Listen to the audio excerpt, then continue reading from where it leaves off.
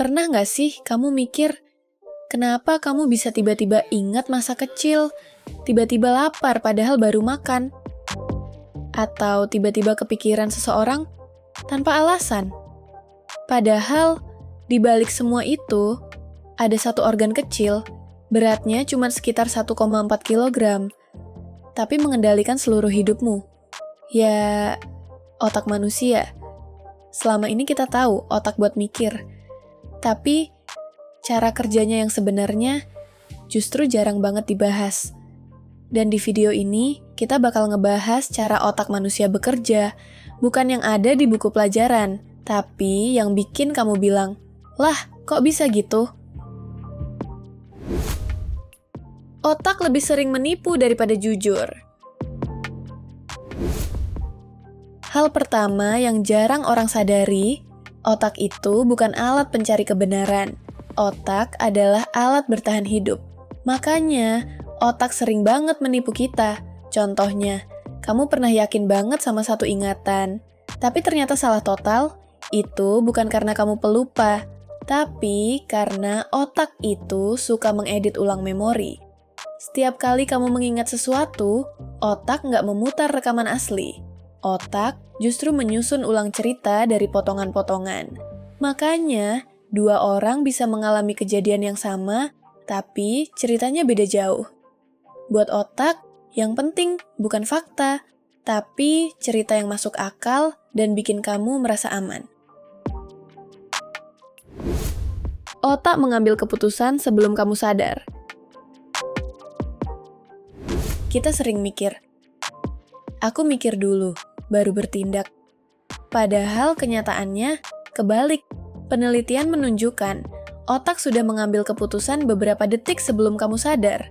Contohnya, saat kamu milih mau belok kanan atau kiri, otak sudah memutuskan duluan, baru kesadaranmu dikasih laporan. Jadi, perasaan aku memutuskan itu sebenarnya cuma notifikasi telat dari otak. Itulah kenapa kadang kita bilang, aku nggak tahu kenapa aku ngelakuin itu. Karena yang mutusin bukan kesadaran, tapi bagian otak yang bekerja di belakang layar. Otak sangat boros energi. Walaupun cuma 2% dari berat tubuh, otak menghabiskan sekitar 20% energi harian. Artinya, otak itu super boros. Makanya otak benci hal-hal yang ribet. Dia suka kebiasaan, rutinitas, pola yang sama. Karena mikir hal baru, wamas boros energi. Inilah alasan kenapa kamu malas berubah, susah keluar dari kebiasaan buruk, dan gampang autopilot. Bukan karena kamu lemah, tapi karena otak selalu cari jalan paling hemat energi. Otak sulit membedakan nyata dan imajinasi.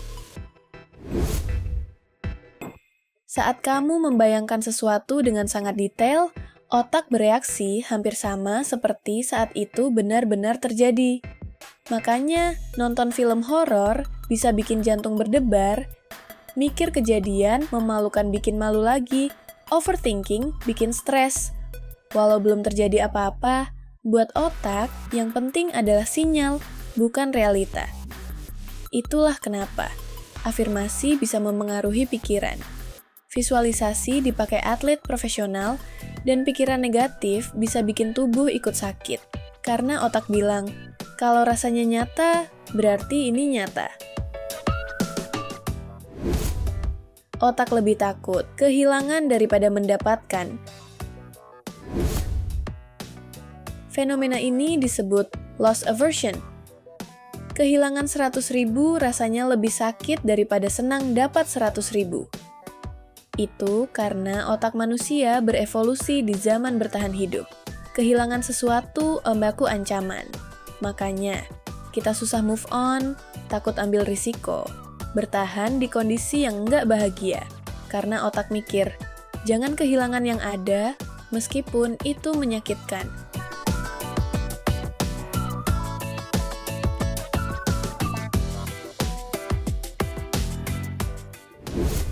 Jadi sebenarnya, otak itu bukan musuh, tapi juga bukan sahabat sepenuhnya.